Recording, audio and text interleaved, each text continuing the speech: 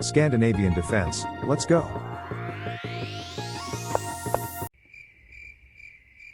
Nope. This is known as the Scandinavian Defense. If you watch this video with full attention, you will become stronger than most of your friends and beat them badly. And if luck accompanies you, you will have a crushing position. So let's start. Your opponent plays e4, and you play d5. Usually they take. Now you can do two things, take with the queen or play knight here. Let us first learn the main line. You take and you get attacked. But don't worry, just slide the queen to the square. Now the most common move is knight f3. You will develop this knight, delaying the development of this knight. No! God, please, no! They play d4. Now you must pin the knight using the bishop, and they will most likely break the pin. Now you have two choices.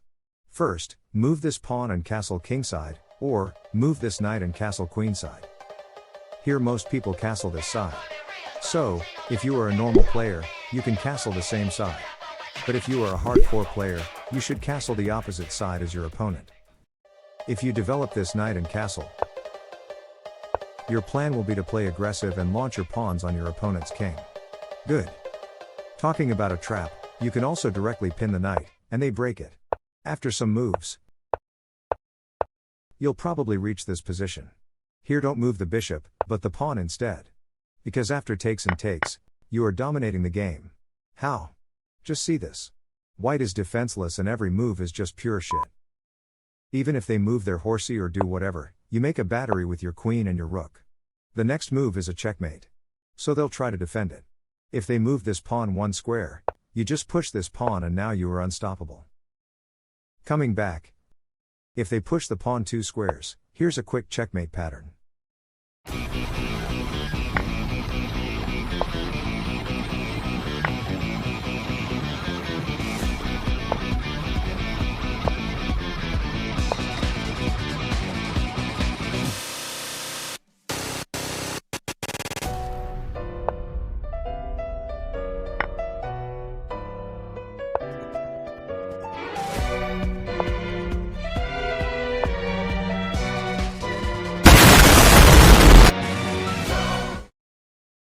Let me tell you real quick that you must avoid one thing that could lead you to sufferings, and that is the Tennyson gambit.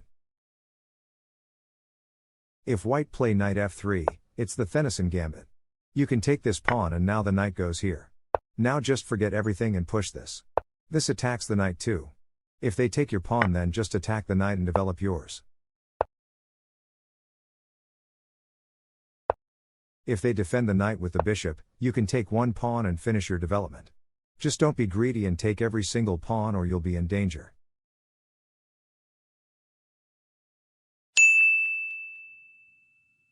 Now let's have a look at d4. This is literally the same position as we discussed earlier.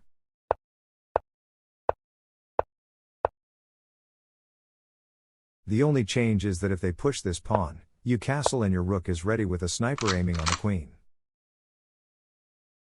Another solid move is pawn to c6. What it does is it creates an escape route for the queen if it gets attacked. Now we have left only one thing, knight to f6.